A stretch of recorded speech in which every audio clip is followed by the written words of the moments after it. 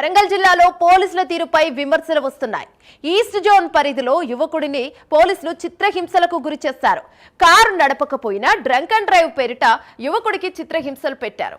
4 రోజుల పాటు PS లో పోలీసులు నిర్బంధించి వేధించినట్టు తెలుస్తోంది. ఘటనలో యువకుడికి తీవ్ర గాయాలయ్యాయి. 1 లక్ష ఇవ్వాలని యువకుడికి పోలీసులు బెదిరింపులకు పాల్పడ్డారు. గన్మెన్ల ద్వారా వరంగల్ నడిబొడ్డున డబ్బులు వసూలు చేశారు.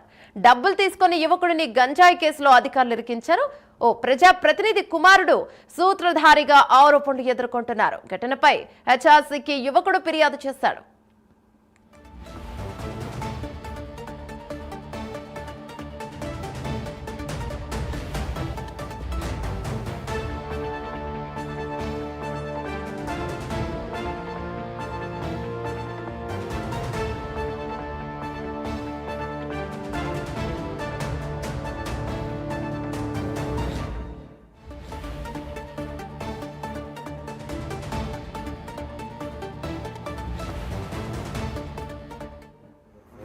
బయటికి రానిస్తలేదు. ఫోన్ ఏనంటే ఫోన్ చేయలేదు.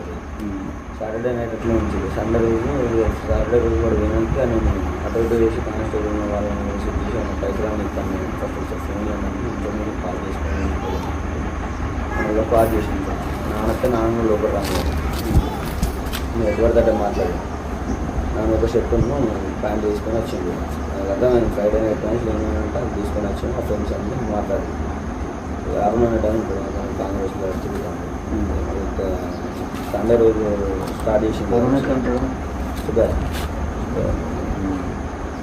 సండే రోజు స్టార్ట్ చేసింది. మరి ఏమన్నా ఒకరితో సెటిల్మెంట్ చేసుకో ఫోన్లు చెప్పిస్తాను లేదు. మా వాళ్ళు ఏదో ఒక పంపించండి మనోడు అని చెప్పి వెళ్తాను. వాళ్ళు వీళ్ళు కాదు ఒకరితో చేసుకో పైసలు కూడా కానీ చదువుకొని పోవాలి కానీ ఏం దీనికి రాని మాట్లాడు.